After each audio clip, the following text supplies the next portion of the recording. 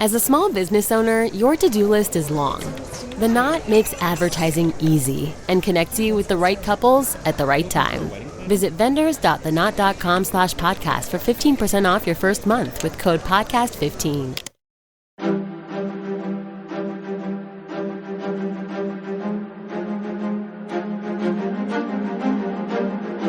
Hello, and thank you for listening to The History of World War II podcast, episode 147, The March to Moscow, part 1.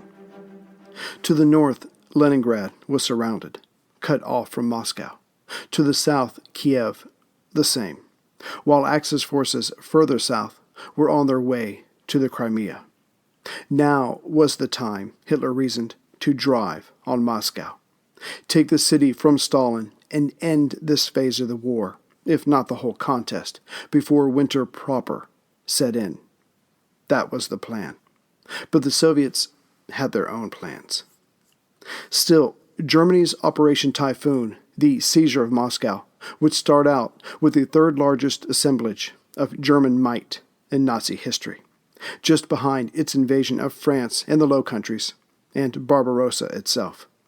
And leading this massive, hopefully war-ending assault would be one man, Field Marshal Fedor von Bock. Under him would be 75 divisions, of which 47 were infantry and 14 were panzer.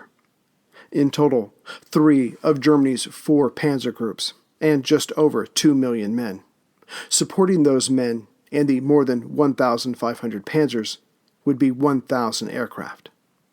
The idea, the plan, the hope, was for this reinforced Army Group Center, or Army Group Bock, to encircle and then smash the center of the Soviets' defensive line in front of Moscow, and then get in behind the city itself. Of course, in front of the Germans were some 3 million Soviet troops. To be sure, they were less trained, less experienced, less organized, hence less professional. But they were fighting for their homes, their families, their country. And Hitler knew, along with his generals, that this would be a bloody series of battles. They had already lost, by October 2nd, the date Operation Typhoon was to be launched, some 185,000 soldiers. Dead, not wounded. Yet the spirits of the generals were high, their men doing the fighting less so. They just wanted to get it started, so it could be over, so they could go home.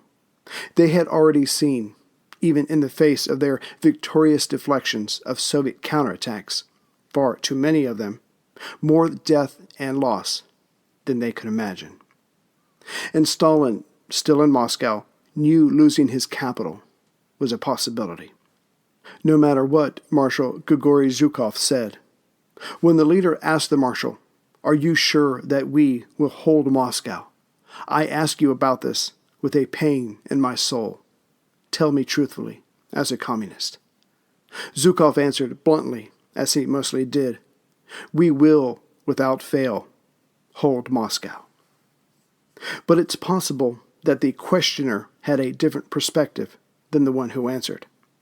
Zhukov had already learned, from defending Leningrad up to now, that he did not have to beat the Germans, just keep them from reaching Moscow.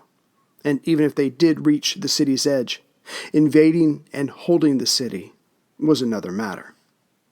But even so, Stalin, the realist, the pragmatist, these temperaments had gotten him to where he was today, still planned on losing here. Another city, Kuibyshev, some 800 kilometers further east, was designated as a replacement capital.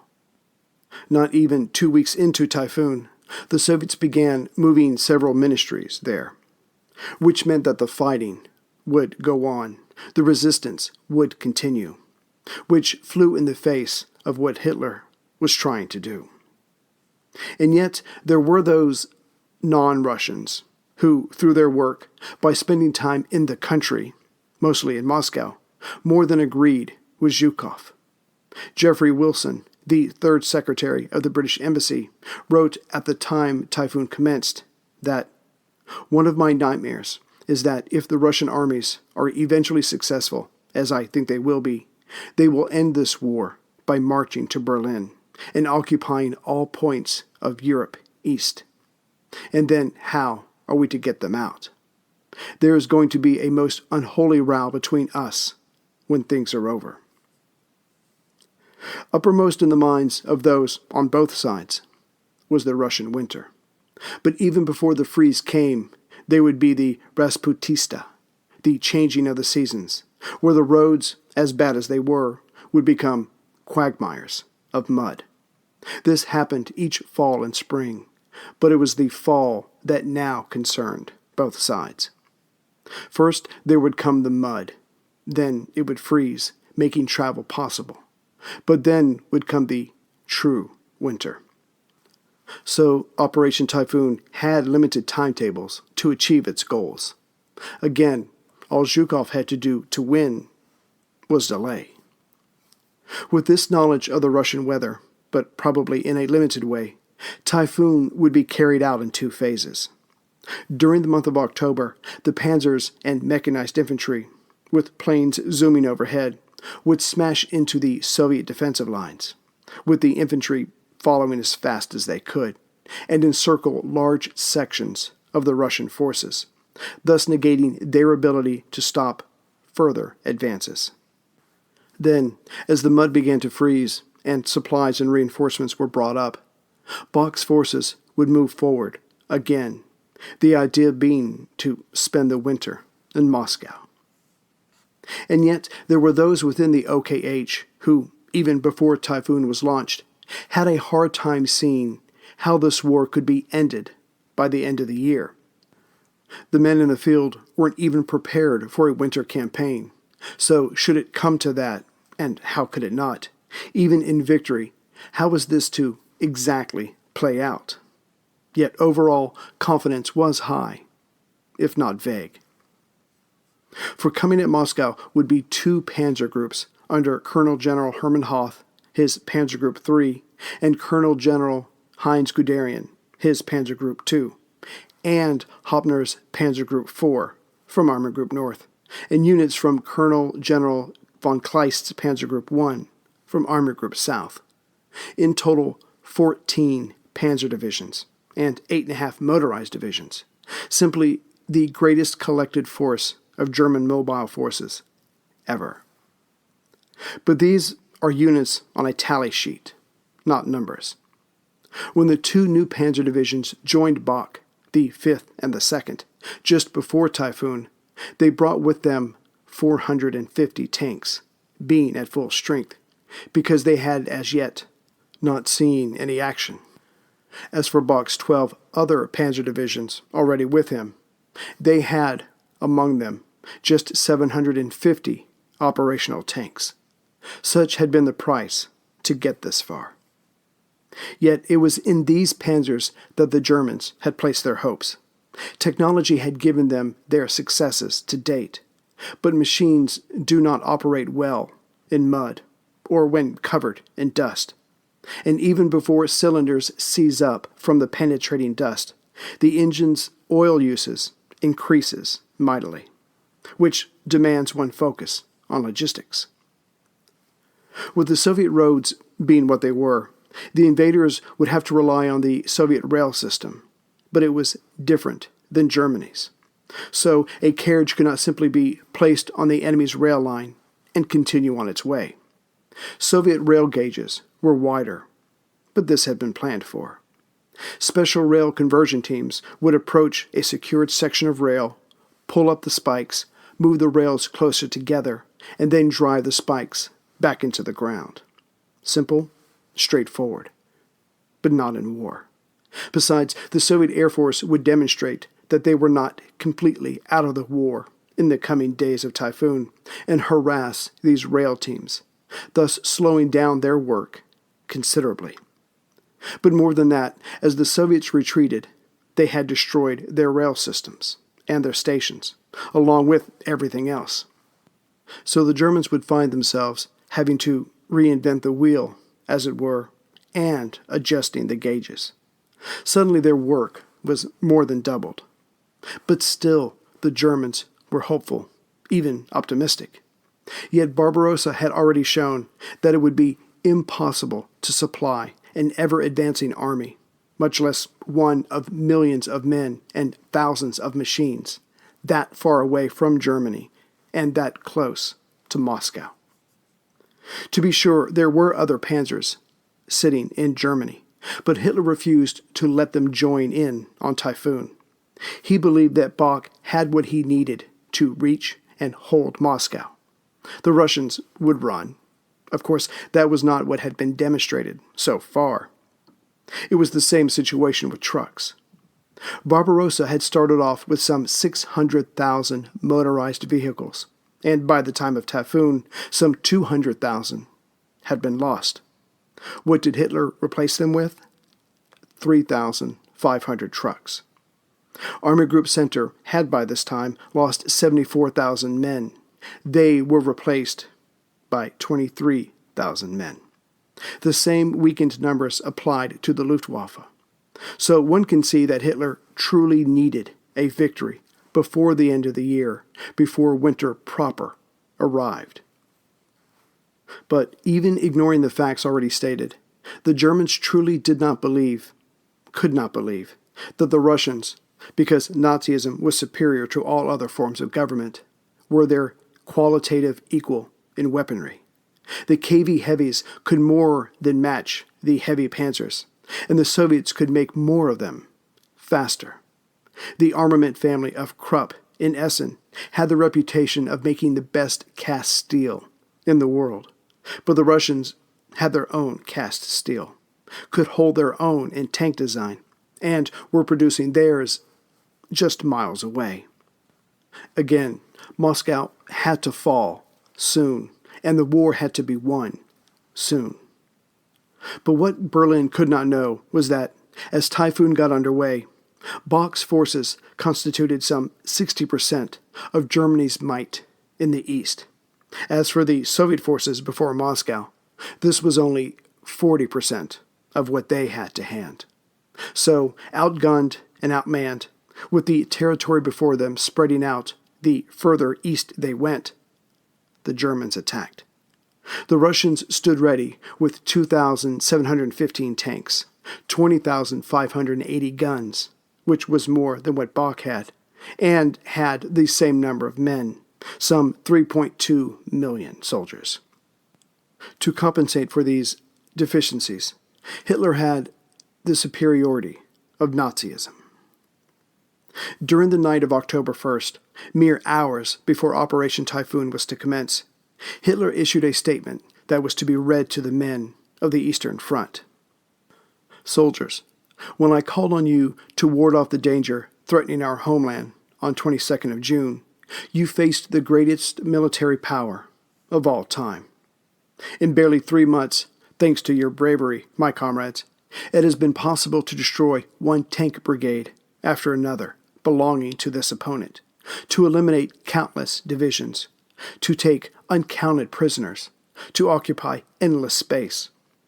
You have taken over 2.4 million prisoners.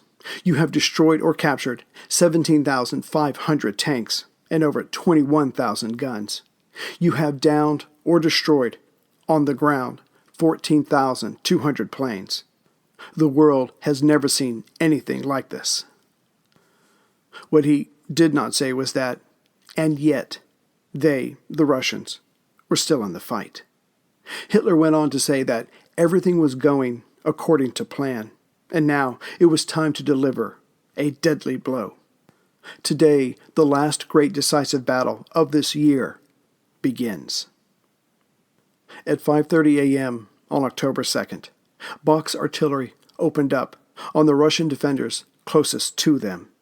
Soon after, German bombers flew overhead to attack further behind the lines. Then the panzers moved out. Hitler had ordered 2 major thrusts towards Moscow, but Bach took advantage of Kiev being taken out of the fight and added a 3rd thrust, Guderian's 2nd Panzer Group, which would start from a distance northeast of Kiev to the south of the main assault on Moscow and make its way east towards Orel. If this worked, the threat from German forces would be that much wider and more for the defenders to guard against. Specifically, the Germans were hoping to encircle the Western Front, placed in front of them, then to do the same thing to the reserve front, just behind the Western Front, while smashing the Bryansk Front to the south, or on the Soviet left. Guderian's job was the destruction of the Soviet soldiers of the Bryansk. To the north of Guderian was Hoppner's 4th Panzer Group, and above him was Hoth's 3rd Panzer Group. Altogether, they presented a threatening front of 400 kilometers, or 240 miles. The Soviet defensive line was much longer than this. Prudence demanded it be so, but the line only had to break in one place before chaos ensued for the Russians. Bach wanted the 3rd and 4th Panzer Groups to encircle the Soviet defenders within the Yasma region. This was along the main road from Smolensk to Moscow. It was also on the German left flank, and so closest to the target city. Guderian to the south, on Germany's right flank, asked for and received permission to start his attack 2 days earlier, on September 30th. Bach believed that Guderian was so far south it would not affect the major contest of the center and left of his line. Everyone else launched Typhoon on October 2nd, per Hitler's directive. It was probably luck, but Guderian managed to hit the enemy line in front of him with his 47th and 24th Motorized Corps just as they were about to launch their attack. And as this was not a part of the Soviet plan, the 5 armies in the area retreated. General Umenkov could not do anything to stop his men. There was now a hole in the Soviet far left, and in it was an armored German wedge. By sundown of September 30th, Guderian's tanks had gone some 20 kilometers, or 13 miles. To make matters worse, the local Soviet commander told headquarters that this was only a diversion, to get the Soviet center part of the line to transfer forces to them. It would all be corrected the next day. But on the next day, October 1st, Ermakov's counterattack failed.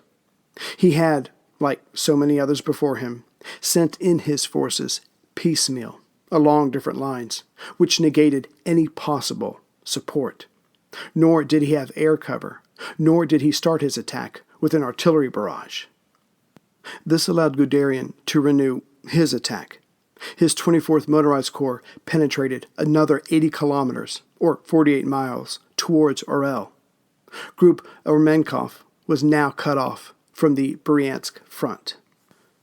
The next day, October 2nd, Army Group Center proper attacked the Soviet line.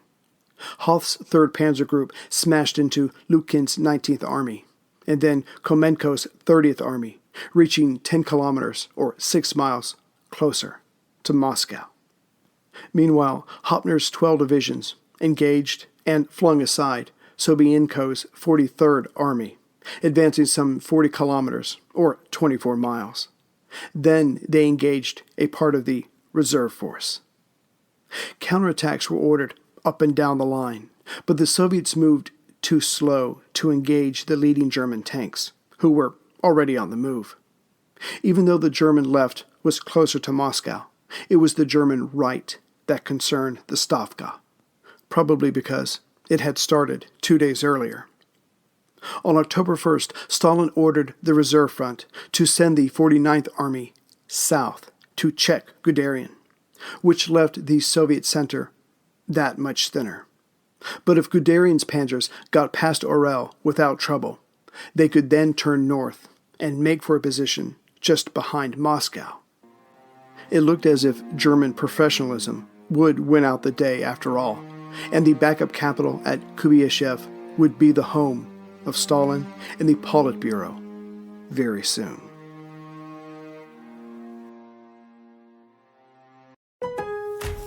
Hurry and shop the final days of SpringFest at Lowe's and get the best values of the season before they're gone. Save big across the store for projects inside and out. Get started on your spring garden with 1 pint annuals, 4 for $5. Save on indoor updates, too, with up to 40% off select bathroom faucets and vanities. Shop Lowe's today, because Lowe's knows spring. Lowe's knows home improvement. Valid through 4/19. Annual offer available in-store only. Excludes Alaska and Hawaii. Selection varies by location while supplies last.